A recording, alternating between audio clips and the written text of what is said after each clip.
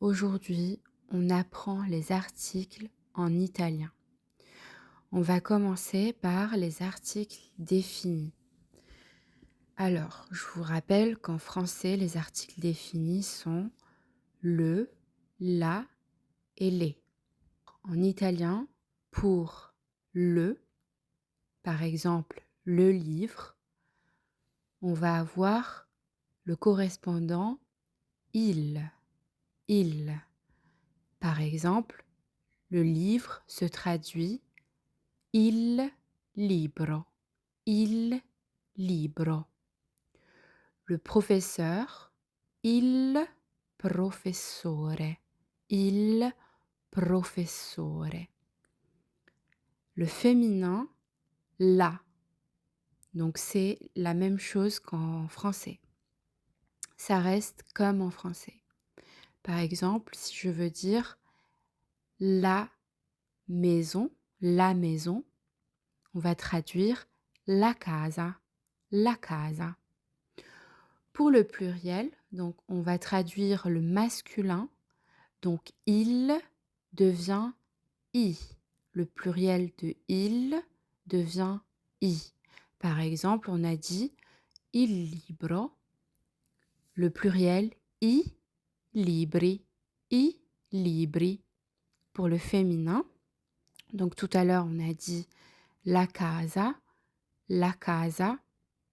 donc féminin singulier. Pour le féminin pluriel, on dira les case, les case. Donc la devient les, L-E. Il y a quelques exceptions, donc comme elles existent aussi en français, et l'apostrophe.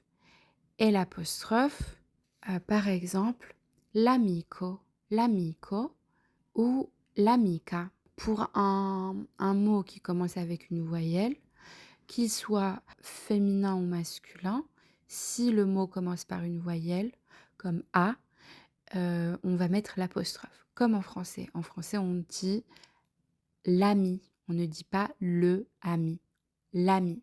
Donc c'est la même chose en italien. L'amico, l'amica. On va continuer avec les articles définis. Cette fois, on va regarder quelques exceptions. Il existe une exception en italien qui n'existe pas en français. Et pour quelqu'un qui ne connaît pas encore, c'est assez particulier. Il faut bien faire attention à cette règle. Cette exception est l'o. L'o. Donc on a vu précédemment que pour le masculin, l'article le en français devient il. Il. Alors l'o, c'est une exception et on l'utilise que dans certains cas. Par exemple, lo studente. Lo studente. Alors pourquoi on va utiliser lo? C'est parce que on a s, le mot commence par s plus une consonne. Donc quand on a s plus consonne, on va utiliser lo. Je ne vais pas dire il studente, ça ne sonne pas très bien en italien. Donc je dirais lo studente. Lo studente. Par exemple, pour un mot très courant comme sport, je dirais lo sport, et pas il sport. Ça ne sonne pas bien car on a S plus consonne. Il faut s'en souvenir. Le pluriel de cette forme, lo devient li. Essayez de répéter avec moi car c'est une prononciation particulière. C'est un son qui n'existe pas en français. Donc c'est G-L-I va se prononcer li. On s'aide un petit peu de la langue pour faire le son. Li. Ça ressemble un peu à un yi, mais on rajoute un peu le G. C'est tout léger. Donc, lo studente, au pluriel, on dira gli studenti. gli studenti. Donc si on traduit, lo studente, c'est l'étudiant, pluriel, les étudiants. Donc les étudiants en italien va donner gli studenti. Gli studenti. Pour le sport, donc on a dit lo sport, lo sport. Essayez de deviner le pluriel. Gli sport. Gli sport. Donc il faut bien retenir que lo, c'est singulier.